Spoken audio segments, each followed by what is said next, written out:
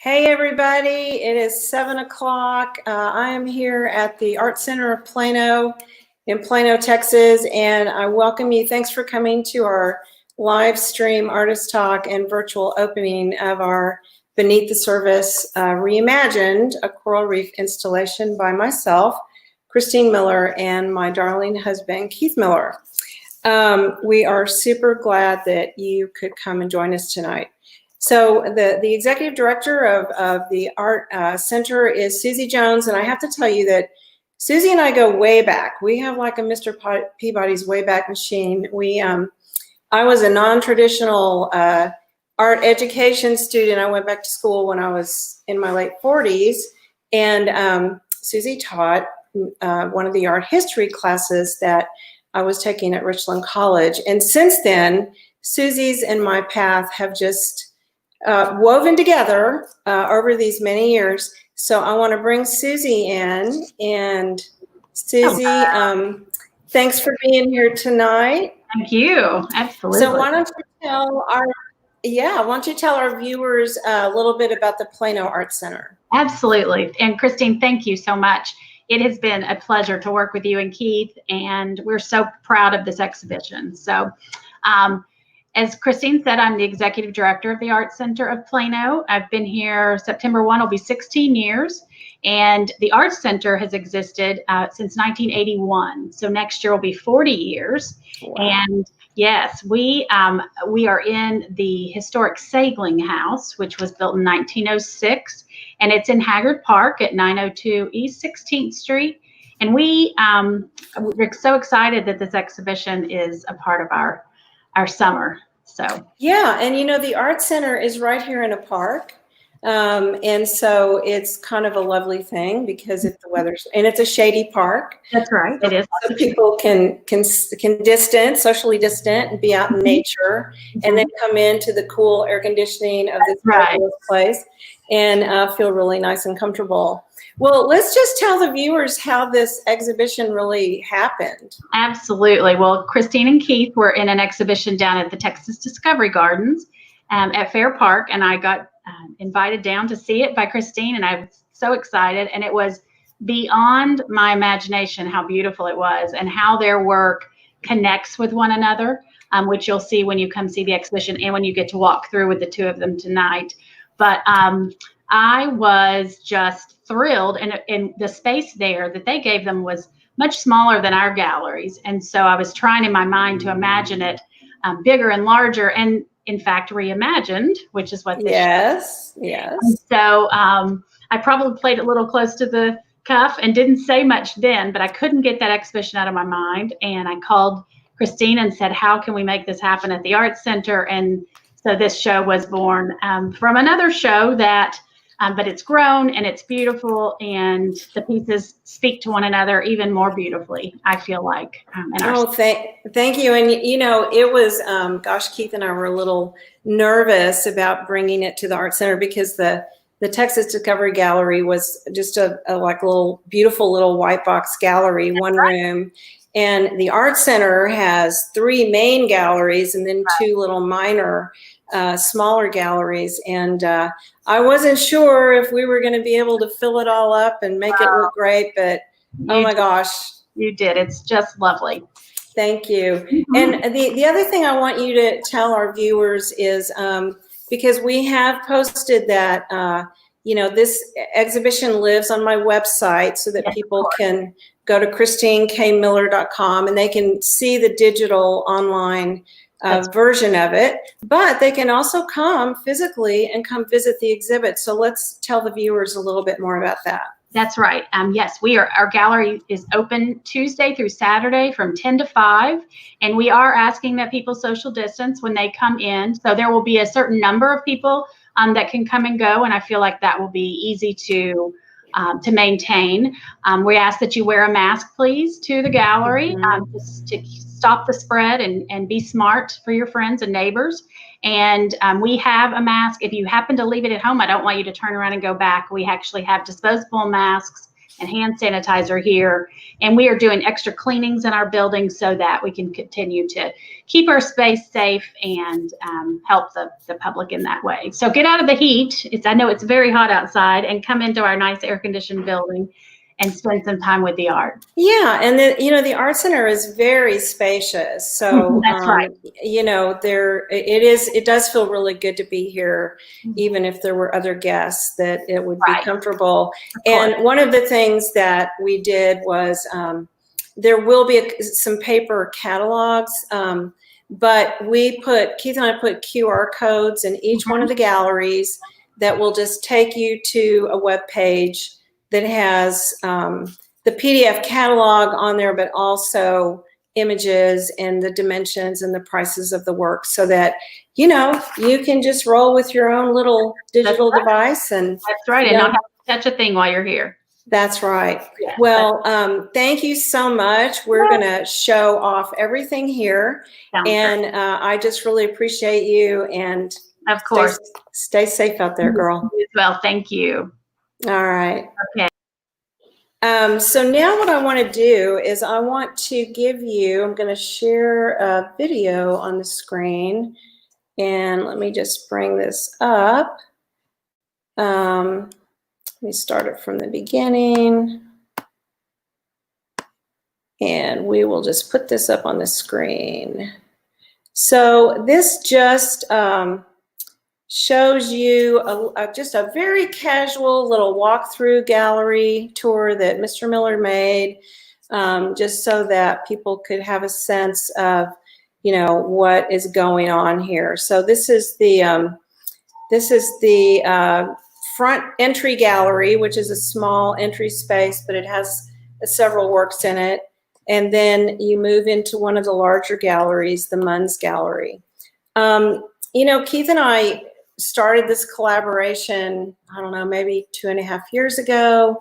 I actually got down on bended knee and asked him to collaborate with me for the first Beneath the Surface coral reef installation.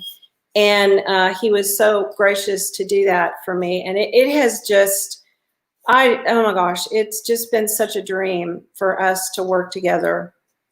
So this first gallery, you can see, has wall space. What I love about the Art Center is that it has so much natural light. It is just bright and beautiful, and the work really shows up so nicely on it. And then you move into the Haggard Gallery. And these galleries were named for very prominent Plano founders and people who support. That's one thing as a former art educator, I taught in the Plano ISD school district at Williams High School. And Plano, what I love about Plano is they really support the fine arts, and they really value it across the city. So this is really a jewel of the city, and the city supports it. And one of the other sponsors for this exhibition is not just the city of Plano, but also Atmos Energy is sponsoring this exhibition this summer. So if people ask us sometimes, they're like, hey, do you guys plan this work to go together? And the answer is no, we do not.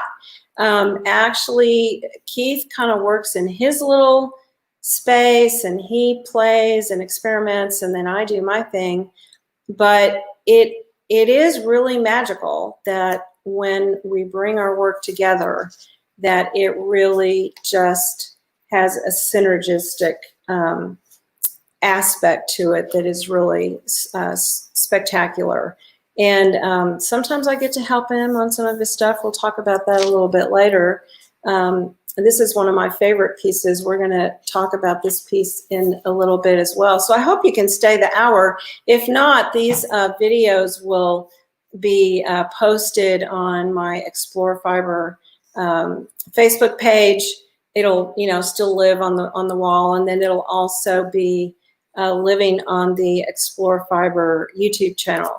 So don't worry if you miss some of it. You got to go do something. You can come back and catch it a little bit later.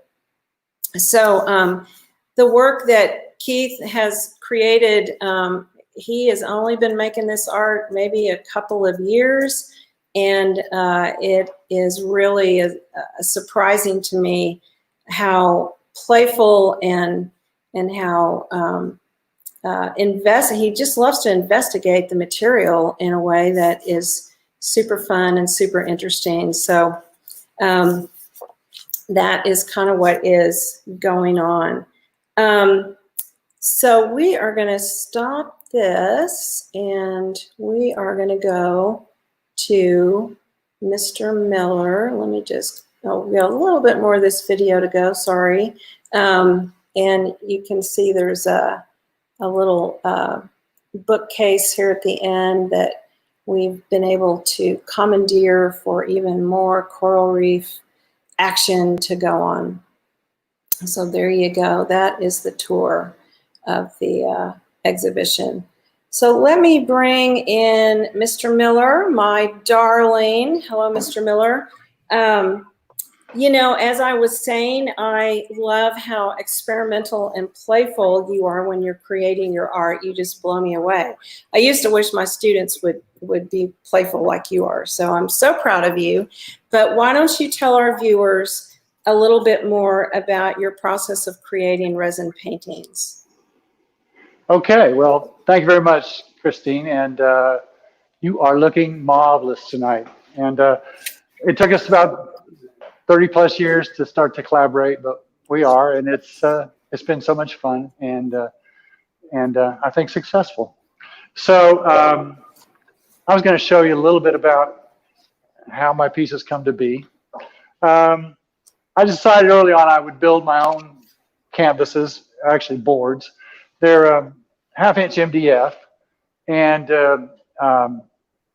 they have a cleat on the back here. And I did that so that I could take a French cleat and screw it on the wall, and it would sit like that. And the interesting thing about this is that means you can hang it 4 different ways. So after I primed it, and I will perhaps do a sort of an undercoat of, and this is a very simple one, where I've taken several different colors of blue spray paint and graduated from dark to lighter in. And that seems to help with depth and stuff like that. So once I start to mix the resin, I'll pour off and mix several colors, and I'll pour it on there, and I'll pour it, and I will heat it with a torch, blow it with a blowgun, swipe it with paper, maneuver it with a putty knife or a palette knife, drag it with a stylus, tilt it, and then do it all over again with more color or not. If I'm lucky, it'll be something great, or maybe I won't stop at the right time. But what I discovered early on that I've enjoyed sort of taking a different tact from other people is that the leftover of my resin, I would dump on my freezer paper, and I could peel it off in the morning. And this is what I called a skin. And I started making these. You know, I would be finished with a piece, and I'd just start let my imagination go, and I'd start making them. And at first I just made them for fun, and then they started finding their way into pieces, and then I started making them on purpose for particular pieces. Now let me just show you a few, because they're so what do you call it, Chris? Groovy. They're so groovy. So here's a drippings of a piece that's over in the corner, sort of red, white, and blue. And some of these are my favorites, and I can't figure out a way to use them. This was a piece that I poured specifically for that piece right there, but I didn't make it. It sort of like I couldn't make it work. So and this is sort of I haven't figured out what to do with this yet, but I don't know if you can see it.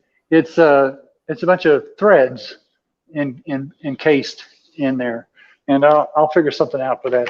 And then here's something I figured out.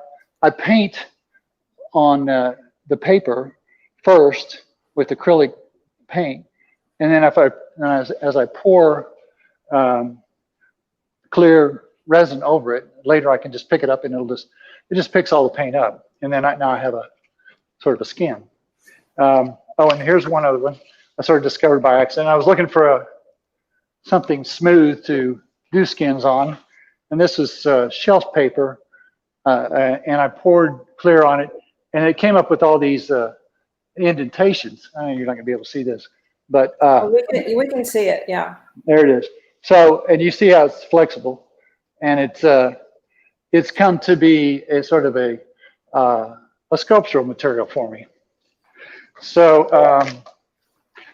since this is a special occasion, I poured some special skins, and it's a little corny, but so I kind of painted the back painted this again with some masking tape, and I took and then the edges are done with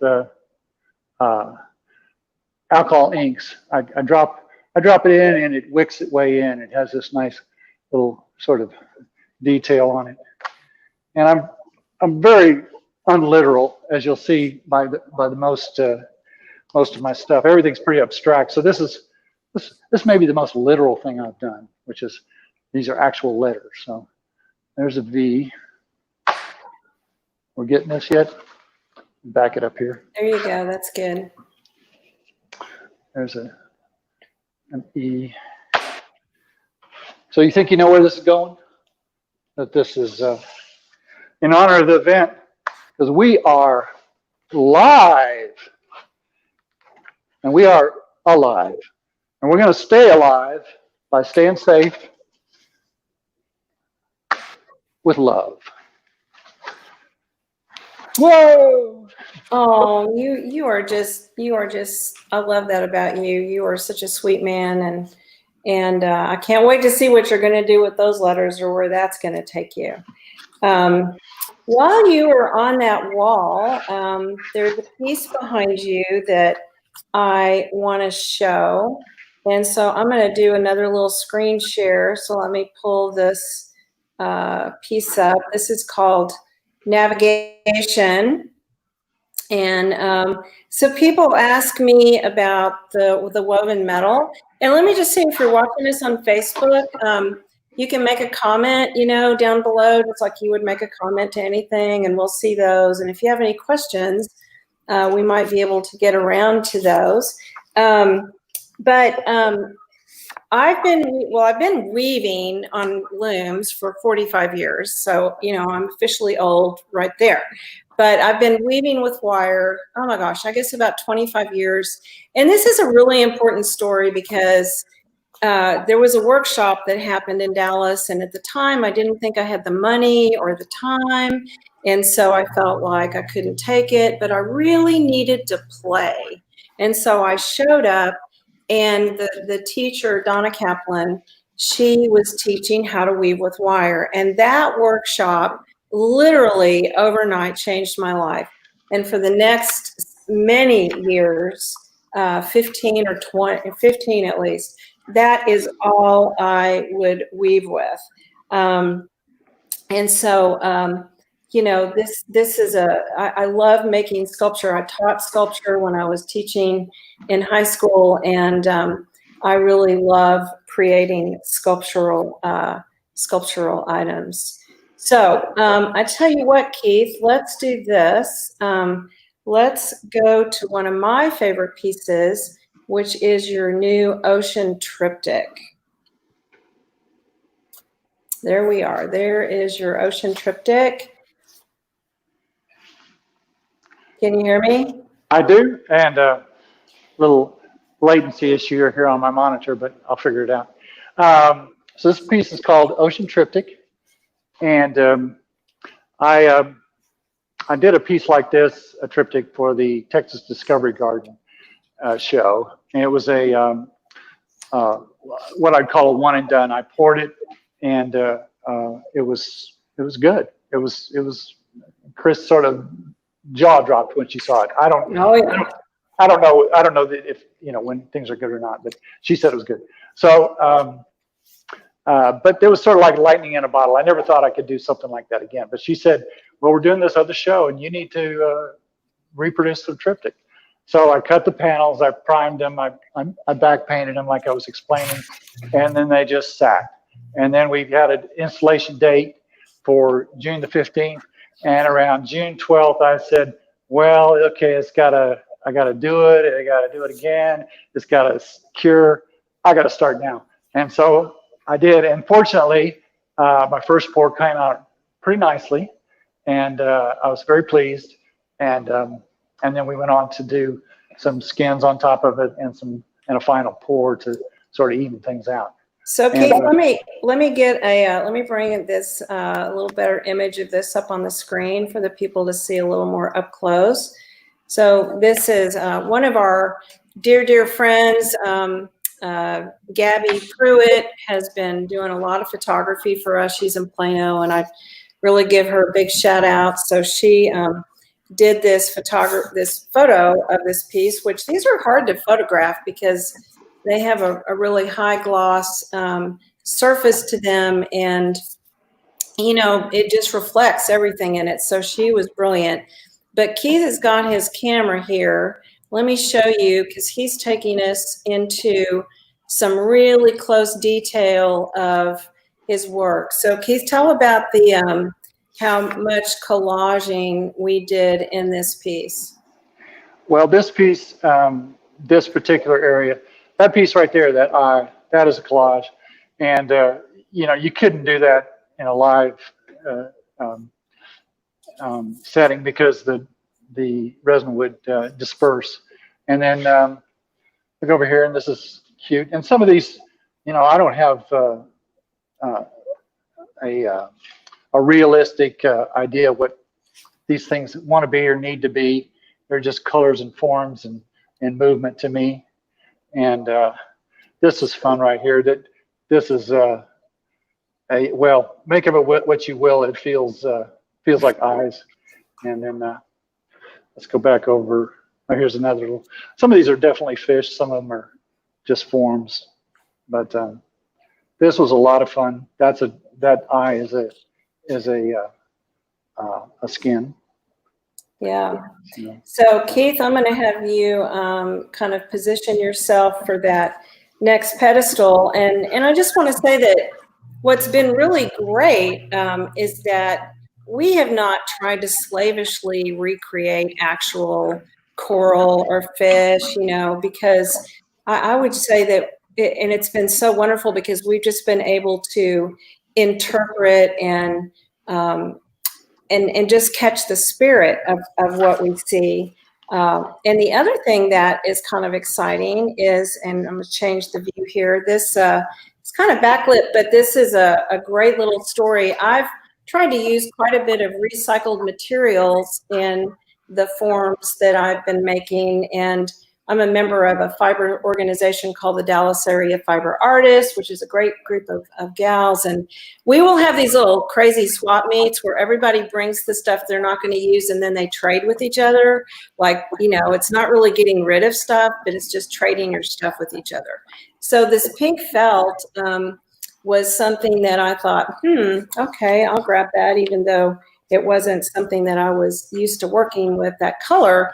But it turned out Jo Appleton, it was a blanket that her mother or her mother-in-law, I can't remember, had. So it had a life, over several decades, and it showed up at the DAFA swap, and I was the lucky girl that got it. So, and if you can back up just a little bit, Keith, the other thing I just want to say about one of the concepts we had for these pedestals is that I had gone to North Haven Garden one time looking at their flower pots, and I'm like, wow, man, these are so great. How do you design a beautiful flower pot? Well, they told us that you have a thriller, which is some vertical, really centerpiece for your pot.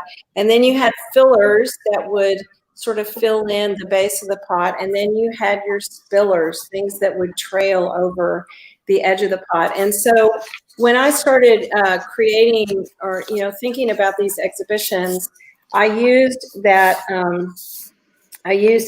for this concept for the pedestals, and it really does create some unity within the gallery. All right, so Keith is going to reposition himself, and I want to tell you guys that Mr. Miller and I both work at home. We live in a small house. I've lived there 42 years, but I have a little weaving studio, and he uses our daughter's bedroom. It's got a Murphy bed in it. We call it the Omni Room. So when he wants to paint, he puts the bed up, and he's in there with his table, and he's painting in there. But we also have a gallery space and a studio space at the Goldmark Cultural Center in Dallas, and which is if anyone's out there looking for gallery space, it's so affordable. It's a great community of artists, and I just really want to recommend that. So, all right, let's switch to our roving reporter, and he is going to talk about this piece, Primary Intentions. Okay, so it's yellow, it's red, it's blue. It's primary colors, and so hence the name. But intentions, part of it, is how I wanted to approach the application of the resin and the color. In this case, I did all the tooling with a palette knife. There wasn't really pouring or tilting or swiping or anything. I was moving it and pushing it with my hand, and that felt particularly satisfying to me to know that I was imparting my energy in the moment, and it's a pretty energetic piece. Although red, that's going to do that anyway. So, Mr. Miller, I'm going to interrupt you, and I'm going to bring a little close up of that piece to the screen so people can see it maybe a little bit better. So go ahead and keep talking about that. Well, that's about all I had to say on that. But before we leave this area, this is a little off script here. I wanted to show this little dimensional piece that I was referring to, and how I kind of got off on another experiment. This is skins. There were a couple skins, and then here's that clear skin I was talking about, and there's a little treasure inside there that you get to you can move or replace. So this is sort of a cloud series, we call it. But okay, that was off. I threw Chris a curve on this. She didn't know I was going to do that, but that's all good. But I'm going to have you kind of switch your camera around to, we'll just watch him do it. Come on there, buddy. There you go. We're just going to move a little bit over to this piece.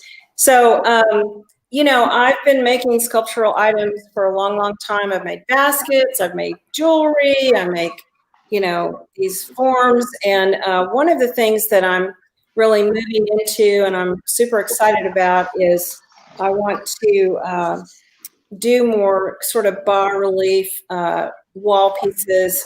And so what I do when I weave for anything is that the loom I work on is kind of small, but the warp, which is the vertical threads that are tensioned on the loom, I will put like 12 yards on every time. And I can weave with just one color, or I can change the weft colors as I go along.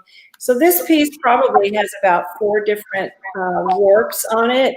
I can get the wire in different colors, and like in black and gold and silver, there's a lot of colors you can get it in. And then the other thing I like to do is I like to go back and do some beading. And so watch for more of these things to come about. I'm super excited about it and gonna really kind of get to that. Okay, while he is repositioning, I want to talk about this little piece that's right in front. and this is a new piece for the show. It's called Blue Gradations. It's also out of woven metal, and so the bottom section of these tubes is a darker weft material, kind of a dark blue, and then the center is a little bit lighter material, and then at the very top is this gorgeous metallic blue. I've been collecting metallic yarns for decades, and I'm going to tell you guys, I have got a stash. Oh my gosh. And so it's really fun for me to play with all of those different kinds of yarns. All right, so we're just going to show you as much as we can. So I'm just going to pan and show you one of the central pieces of this exhibit, which the collage, the 2D piece is called Plantasma, which is an interesting name. And then below it is the bleached reef. And, you know, this is really important to me. This art exhibition is also an advocacy tool. And I think the longer I've become an artist, the more I want to use my art to help change the world. I mean, I used to just make a lot of decorative art, which was great, but now I really wanted to have a message and inspire advocacy and action. And so the piece that the collage piece is made, it's a collage with lots of different little pieces of skins. And let me just bring up a little detail of the bleached reef. Here we go. I've used a lot of crochet in this exhibit, and I use hyperbolic crochet, and it's in addition to fabric partners that will stiffen the forms of it into forms, and then also weaving. So one of the things we did in this exhibit is we have little wall cards that give information. For instance, did you know that there's more plastic in the ocean than fish? I mean, it's just horrible. But I also give suggestions to the viewer of things that they can do to take action, to buy things that aren't wrapped in tons of plastic, to recycle plastic, and to buy things that are eco-friendly for the environment. So Keith's got his camera on a little bit of a close-up, and this piece we actually worked on together. He invited me to come and help him create this collage, and so we just have a lot of fun. It is really great, and makes us very happy. All right, so we're coming up on, Keith, I want you to move into your coral, not coral piece, which is over the fireplace. Turn this here. Here comes this camera. So you want to talk about this, Keith? Yeah. Here we go. You got a closer shot, but that's okay. I'll start here. This is called coral, not coral. Coral being the color, but not coral being, it wasn't intended to be part of the coral reef, but in fact, it sort of has elements of flow and wateriness, and it kind of, I think it goes in the gallery fine, and it's a beautiful gallery, and to have a fireplace in a gallery, you know, that you can demonstrate on is pretty cool. So I built my own board. This is not MDF, this is pine with an MDF, quarter-inch MDF cover, prime painted, sanded, acrylic painted the undertones of the coral, and you can still see evidences of brush marks, which I intended. And then the next layer is a coral and white. And just realized there's the Goldie in there. But anyway, it was intended to be a very, just a background. And it came out beautifully. The cells in it are just spectacular.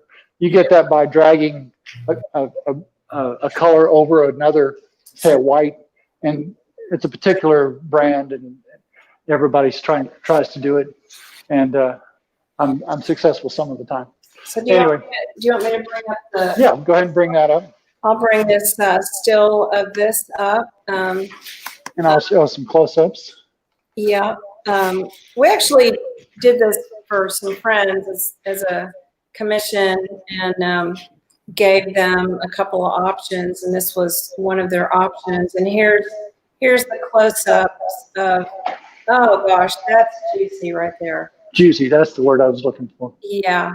Yeah, these skins were poured for this piece. I knew the size and the scope, and the color, the form, the feeling I wanted in each one of these pieces.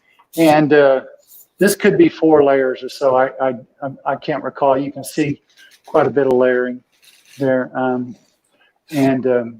think I thought I'd finished at one point, and I had some the artistic committee come through and say, well, how about this? And how about this? And I'm very fortunate to have my own artistic committee in-house. So it came out beautifully, I think. All right. It is beautiful for sure. So we're gonna come and just talk about a couple of more pieces. We really appreciate y'all hanging for the duration. Thank you for that. We want to talk about these modular pieces that are 16 by 16. So he doesn't I'll just walk in. create a, yeah, go ahead. Camera 1 over there. Yeah. So part of the idea of the 16 by 16, and you can butt in here anytime, Chris, is that they can work in combination in pairs and stuff like that. And it was it's a canvas without sort of it's square, and that has its own problems because of your tendency is to do something right in the center, and that doesn't really work compositionally. I've been taught, but one of the things I've discovered and sort of purposely did is that I've built things without horizons and without scale, meaning you don't know that where this is in horizon. You don't even know if that's up, because this painting could work like this. I think that works pretty well too. And then you also don't know the scale of this. It could be microscopic, or it could be as big as a whale. So anyway, I kind of like that. Sometimes it's harder not working with a horizon, because then you established a ground of gravity for the viewer, and people like to see something, like to know where they are. But I've tended not to give that to them. Do you want any close-ups of these? Oh yeah. The other thing that is really great about these little modular pieces is he'll kind of produce them in small groups so that they really do work together as diptychs or triptychs, or gosh, you could build a whole wall out of these 16 by 16 pieces. So they're a lot of fun and very nice. All right, so we're going to move. If you just want to spin just right around to the pedestal next to you. Forgot where I was going. Okay, here we go. Yeah, you're going right there. All right. So this is one of my favorite little areas of the exhibition. It's a new woven metal sculpture that, if you can get a little closer there, buddy, and kind of zoom in on that. This is made out of woven metal fabric, and then each little pod is created individually as units. And then I crochet around the edge with the same color blue wire that is in the warp of the woven metal. And I love beads, and so I had to also have a little bead action on something. And when we set this exhibit up, this piece that is right by it, oh, it just seemed like a match made in heaven. So that's what's so fun about working together, is I feel that our work literally dances with each other. And it just creates something larger than each of the pieces on its own. So I am gonna switch. So Keith, I want you to go into the other gallery. We're gonna look at the ocean. Will be the last piece we look at. You're still on me. Yeah. So, all right. He's gonna move his camera. We're just gonna look at one more piece. If anyone has any questions, thank you, Connie. Yes, we do dance together. But speaking of dancing, we used to be the first on the dance floor at a wedding, and we were the last off the dance floor. These days, we're not going to things like that, but I don't think we could have lasted all night like we used to. But now we're doing a whole different kind of dance. So we're just going to end the night here. We're going to show you this piece by Keith, which is called Ocean. So Keith, why don't you tell us about that?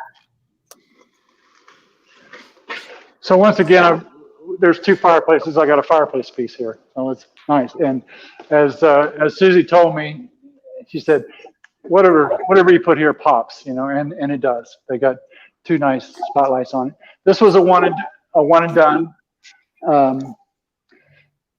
and it was painted in a gradated fashion with spray paints, a little more stencil-like. You can still see some of that, and I'm just very fortunate to get it to do what I wanted to do, and it's a nice piece.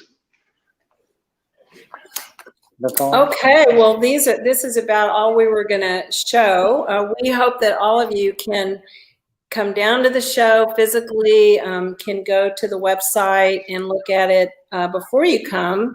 There's a lot to see, but we want to make some thank yous to people before we sign off. So Keith, I'll let you go first. I want to thank all the YouTubers out there that showed me a lot of good techniques, and I've learned from them and used them and developed many of my own. I want to thank the Art Center of Plano and Suzy for welcoming us. And I want to thank all our friends for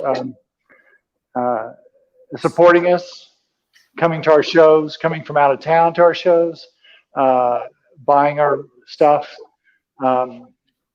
It warms my heart. It's very encouraging, and I need a lot of encouragement.